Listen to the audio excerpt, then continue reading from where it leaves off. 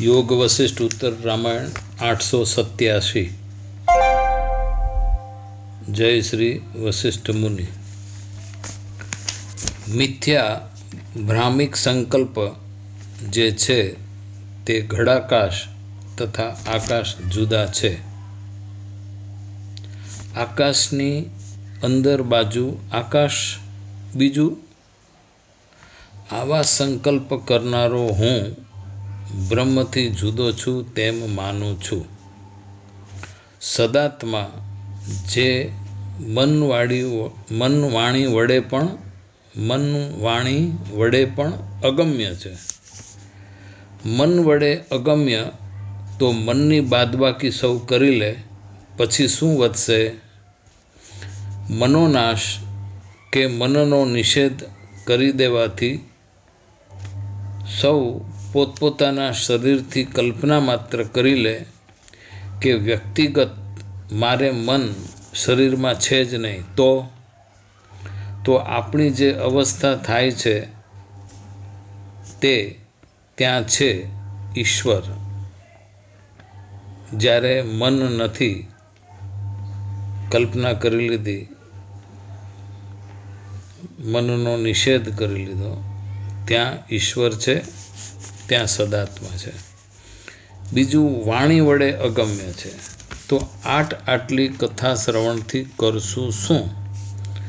परंतु तेओ तो चालाक छे, खूब चतुर छे।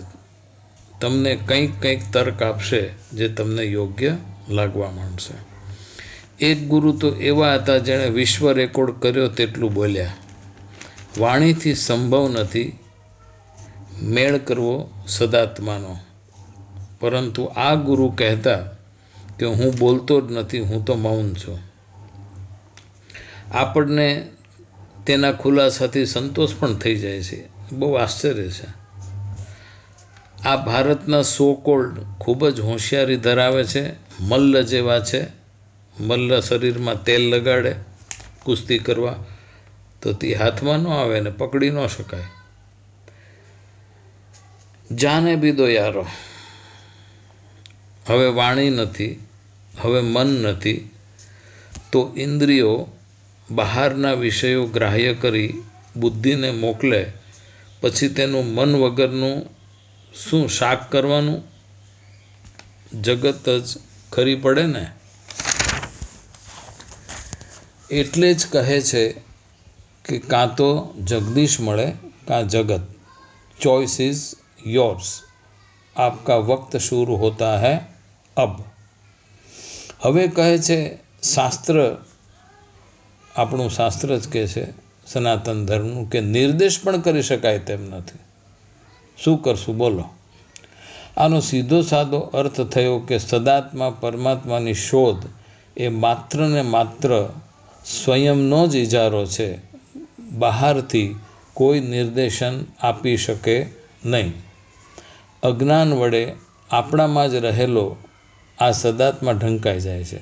आ सदात्मा आपणा शरीर में होवा छतां ढंकाई केवी रीते जाय? अज्ञान वडे। केवी रीते शरीर में हाजर छे? तो कहे छे जीव भाव पामीने असदरूप बनी जाय छे। आज कारणे अज्ञानीओ शरीर भावने सत्य माने छे अने आज कारणे आपणे त्यां मूर्ति पूजा, मंदिरो, व्यक्तिगत पूजा, रोज नवा नवा गुरु ऊभा थाय ते चीलो हाल पण चालू ज छे। आ सदात्मा चिदाभास रूपे हूँ तरीके प्रगट थाय छे अने अहंकारनी कल्पना बाह्य रूढ़ताथी स्वीकारी जगत संसार ऊभो करे छे। आकाश एक ज छे, बीजू आकाश ऊभुं करवुं ते आपणी मिथ्या कल्पना मात्र ज छे। आज रीते चैतन्य सदात्मा उपर अविद्यानी धूळ लागता ते हूँ शरीर तथा हूँ द्रष्टा के सामे दृश्य वगैरे मायाजाळ ऊभी थाय छे। तात्विक दृष्टिए जोता आ अहंकार अज्ञानथी जुदो नथी। अहंकार के तेनाथी जुदुं देखातुं जगत प्रपंच पण अज्ञान ज छे। आ अज्ञान ज भ्रांति छे।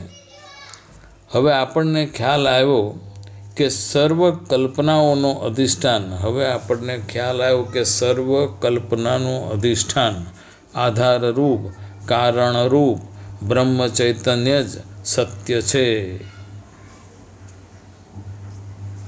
તે પાછો સૂક્ષ્મથી સૂક્ષ્મ સૂક્ષ્મતર છે.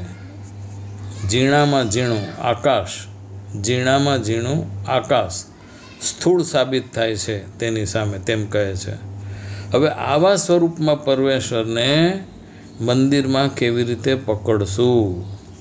આવા સૂક્ષ્મ પરમ તત્વમાં તેના એક અણુમાં સ્થૂળ જગત એટલે કે હિમાલય પર્વત ખડો થઈ શકે, આવી જાય. હવે કહો, મંદિરમાં માથા ટેકવી આપણે બીકણ એવા ભૌતિક માગણી કર્યા જ કરીએ છીએ, અને તે લોકો આપણને અતિ ખોટી એવી હૈયાધરણ આપ્યા જ કરે છે. પાછું આપણને ગમે પણ છે. એટલે કરનેવાલા ભી દીવાના, કરાનેવાલા ભી દીવાના. હવે અવિદ્યા, માયા, અજ્ઞાનને પણ અનાદિ તથા આકાશથી સૂક્ષ્મ કહી છે. માયા પણ સૂક્ષ્મ આકાશથી. તે આપણને સંસાર ચક્રમાં ઘૂમડિયા કરે છે. પાછી અનાદિ કહી છે.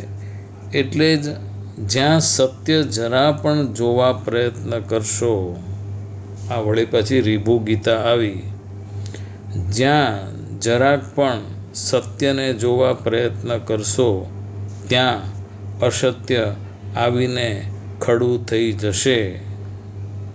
પરમ તત્વ પરમાત્મા સામે પાછું આવું કહેલું સૂક્ષ્મ અજ્ઞાન સ્થૂળ જ છે. જે પરમાત્મા પરમ તત્વ છે એની સામે પાછું આ સૂક્ષ્મ કહેલું અજ્ઞાન પણ પાછું સ્થૂળ જગતમાં જ આવે. આમ અંદર અહંકાર, બહાર આકાશ, અંદર અહંકાર, બહાર આકાશ, આ સર્વ જગત આત્મ ચૈતન્યમાં ઘૂમરાય છે. જેમ તરંગ વગરનું જળ શાંત છે, સ્થિર છે, તેમ મહાપ્રલય સમયે ચૈતન્ય તત્વ સ્ફુરણ વિનાનું થઈ શાંત તથા આકાશ જેવું નિર્લેપ નિર્વિકાર થઈને રહે છે. એનો અર્થ એમ કે જ્યારે ચૈતન્ય તત્વ એમાં સ્ફુરણ થાય, સ્ફુરણ થાય ત્યારે જગત પ્રગટ થાય છે. અહીં દેશ કાળ એટલે સમય તથા સ્થળની કલ્પના ઘટતી નથી. જાગ્રત અવસ્થામાં તો મનની કલ્પનાથી કલ્પિત રાજ્યો, દેશ ભ્રાંતિથી જ વળી ખડા થાય છે.